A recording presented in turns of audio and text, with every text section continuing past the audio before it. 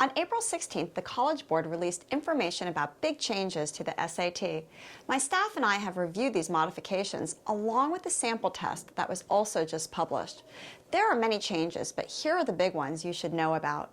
Currently, there are 3 sections on the test: critical reading, writing, and math, and students can earn up to 2,400 points. The new test is going back to the 1,600 point scale, and it includes 2 sections only. Math is going to remain a standalone section, but critical reading and writing will be combined and renamed evidence-based reading and writing. The essay will be optional on the new test, whereas now it's required. There will be no penalty for wrong answers. Currently, students are deducted a quarter point for each incorrect answer.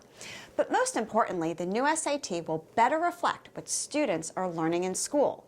The biggest criticism of the current test is that the content is not relevant to students, such as abstract vocabulary and esoteric math concepts. So the question is, why did the College Board decide to change the test in the first place?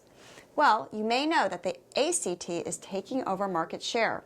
Just last year, more students took the ACT than the SAT. They also just released a sample test, as I mentioned earlier. And when we reviewed that test, we found that many of the SAT questions are actually very similar to those found on the ACT.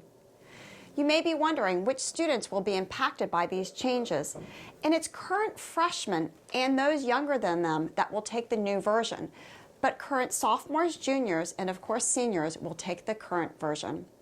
Here at EC Tutoring, we've found that about half of the students do better on one test than another, and we always recommend making that determination as to which test is better, ACT or SAT, before your student begins prep.